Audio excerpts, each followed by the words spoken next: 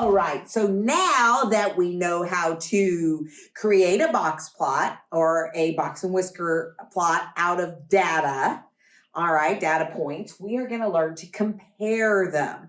Okay, so we have two kitty cats here. We have a very fluffy kitty cat, and we have a very not fluffy kitty cat. So let's go here, and it says the box and whisker plots below show the number of cats and dogs at different shelters around Virginia. Use the information to answer each of the questions. So we're going to answer some questions, but let's just look at these first to make sure that we remember what they were. This was my upper extreme and my lower extreme. Remember that? This right here was our median. And then when we took the median of the median, we had the Q1 here. Then we had the median of the median up here of this half. So we have Q3 here. So we'll be able to figure out what we need to do. Okay, so the box and whisker plots came with us so that we can look at them when we answer questions. And it says, which box plot has a greater range? Well, if you remember, range is the difference between our upper extreme and our lower extreme. So we're going to have to figure out each one just to make sure we know. We're going to write a C here and we're going to write a D there. And we're going to figure out the range for each one. Okay, so for cats, the upper extreme was 11 and the lower extreme was 1. So that means my range was 10. Then I'm going to go ahead and I'm going to do the same for dogs. My upper extreme was 13 and my lower extreme was 1. So that range is 12. So when it asks which has a greater range, dogs has a greater range. All right? So now we're going to say, what is the difference, which means we're going to be subtracting something, between the interquartile ranges of the box plots. So the first thing we're going to have to do is find the interquartile ranges, which is the difference between this point here and this point here. All right? This point here and that point there. So let's go to our calculator and we're going to find the first interquartile range for cats, which will be 9 minus 4. And that's going to give us 5. So we can write interquartile range, and I'm going to put sub C. That means cats is 5. And then we're going to do the interquartile range for dogs, sub D. So let's do the dogs. The dogs is 11 minus, I think that is pretty close to 8. So we're going to take that as an 8. That is a 3. Then we have to find the difference between these two. So all we have to do is take 5 minus 3, and the difference is 2.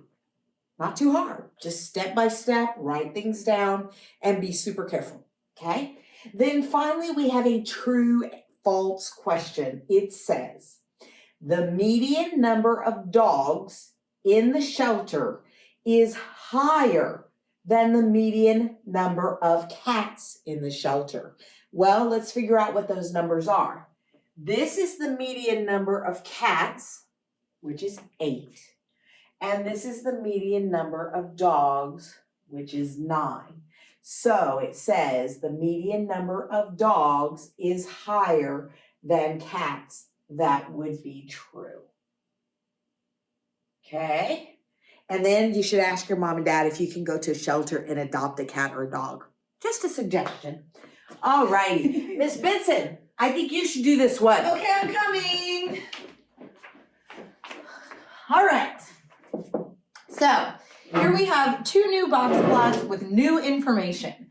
So these box plots, or these box and whisker plots, show the price of 2 different types of cat treats at 11 different stores. All right, so we can get the Purina brand, and at one store it's $3, and at one store it's $9. Or we can get Zook's brand, And at one store it's $7, and at one store it's $15, and then there's a whole bunch in the middle. Okay, so now that we know what we're looking at, let's see what kind of questions we have for this one. All right, so this is really just one jumbo question.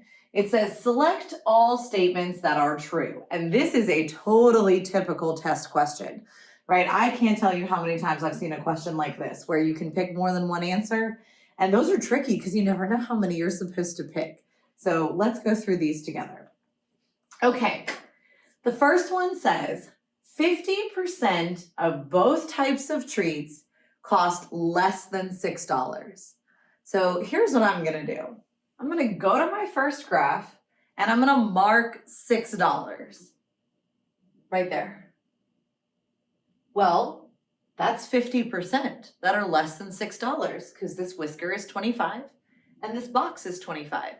So for Purina, it's true. 50% are less than $6, but this said of both types of treats. So I've got to check this one.